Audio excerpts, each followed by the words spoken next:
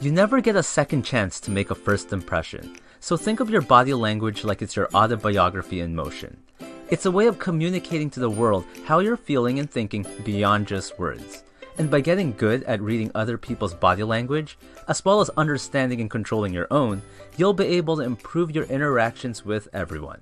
So today, I'll be talking about body language, how to know what's really being said by James Borg, and begin by discussing the fundamentals like the 55-38-7 rule, the 3 C's, the difference between open and closed body language, and then we'll work our way from the head to the feet. First, let's start with the famous 55-38-7 rule. That is, 55% of your communication is your posture and what you look like. 38% is how you say stuff, like your pitch, your tone, how quickly you speak, and how long you pause between sentences. And the last 7% is the actual words you say. Now, some people misinterpret this rule by thinking that words are not important as long as you look confident, project the right impression, dress to kill, and then deliver your words with the right seductive pitch and tone. Instead, think of it this way. If your 55% of visual body language is bad, they won't even stick around to listen to the 38%. And similarly, if your 38% of how you sound is bad, then they won't even stick around to listen to your 7% of words. So words are still very important. How many times have you thought at a party, at work, or on a date that things were going good until they opened their mouth? The next thing to keep in mind are the 3 C's: context, congruence, and cluster. A person with their arms crossed does not always mean they're angry or being defensive. The person could just simply be cold. So you always have to look at the context. Next, if there's a mismatch on the 55-38-7 rule, we'll believe the higher one by default. So if you said in an honest tone that you didn't eat my cake, but you're rubbing your belly, then I'll believe my eyes. Now the last C is cluster.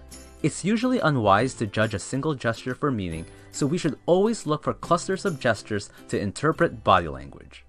With so many muscles in the human body, it's not easy to fake body language. No matter how good you think you are at controlling your anatomy, there will always be leakage that give away your true feelings. We all pick up the subtle clues that others are sending out even though we may not be conscious of it. And of course, other people are doing the same with us. With that said, increasing your awareness is the first step to becoming a body language expert. So start paying attention to other people's actions and words as well as your own. Look at people's postures, gestures, and facial expressions from a distance and then try to deduce whether they're having an argument, a friendly conversation, flirting, or whatever. Just don't underestimate the power of awareness. Next, it's important to learn the difference between open and closed body language.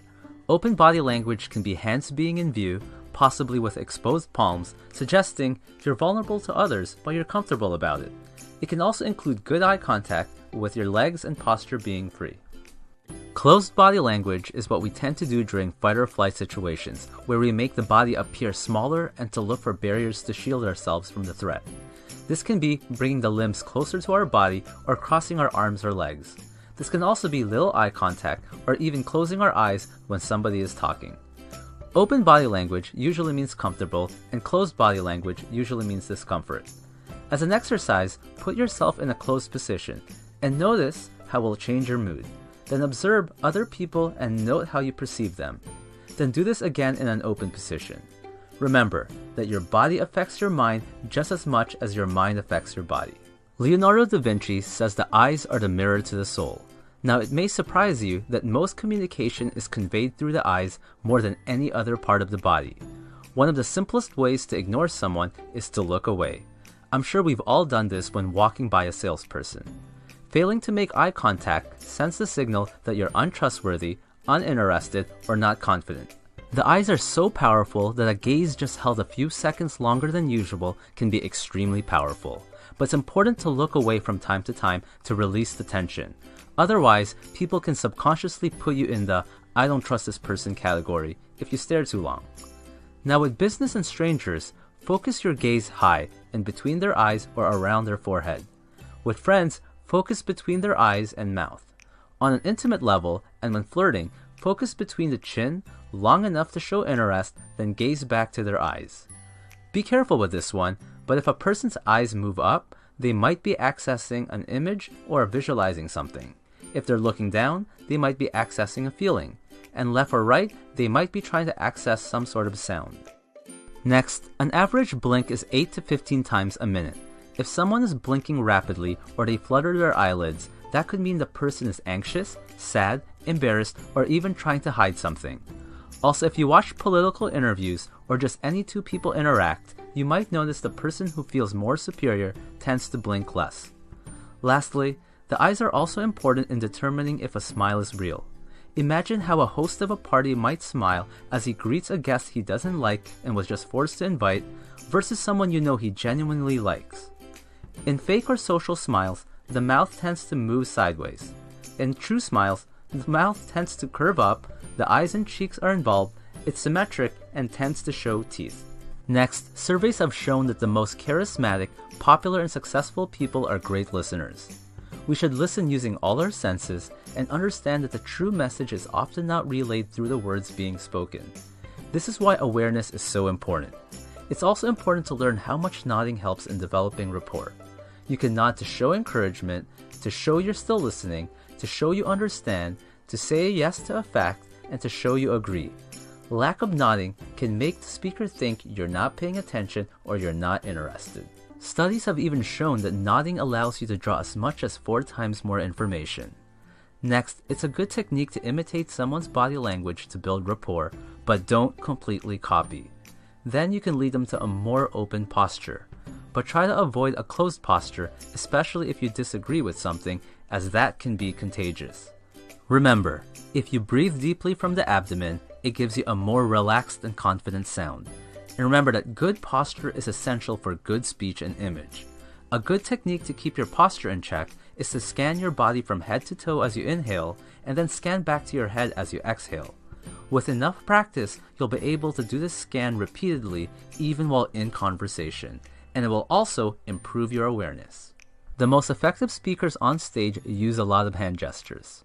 Research has shown that having your palms up as opposed to down is more likely to cause your listeners to interpret your message positively.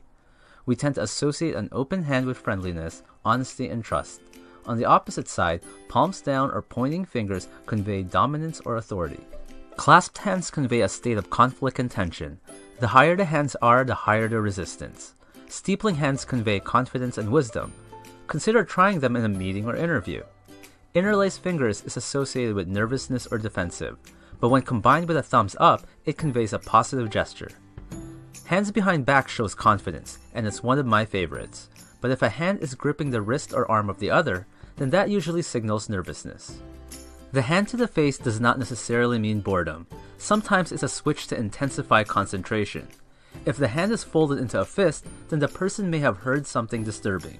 But remember cluster and focus on the eyes as well to confirm. Next, the hand covering mouth usually conveys disagreement. Folded arms can convey discomfort, aggression, at times confidence, but is usually some sort of defense barrier. When I'm trying to persuade someone, especially in sales, I might give them a drink or get the person to do something or look at something to get them to uncross their arms, because I know as long as they remain in that position, their attitude will not change. Partial arms crossed are very common with women and often means discomfort or nervousness. Similarly, women are more likely to do the hand to the neck gesture, which is a way to comfort themselves. Men are more likely to put their hand under their chin. We are conditioned to turn towards things and people we like, so if a girl is flirting with 2 guys, check which direction her lower body is facing to see who she's more interested in. And if you're in a conversation and the person turns their lower body, it could mean that they need or want to go. Don't underestimate the lower body, especially for detecting lies. Kids early on learn how to lie with their facial expressions, but as you move down the body towards the feet, people are less and less trained. Next, the "one day you can be as good as me" pose can show arrogance and can irritate many people, even if it's not directed at them. Lastly, proximity is very important. You can often tell how close 2 people are based on how close they are interacting. We all have our own personal bubble. You can be rejected if you enter someone's bubble too quickly. Now for 3 things to be cautious about. Number 1, habits can play a factor.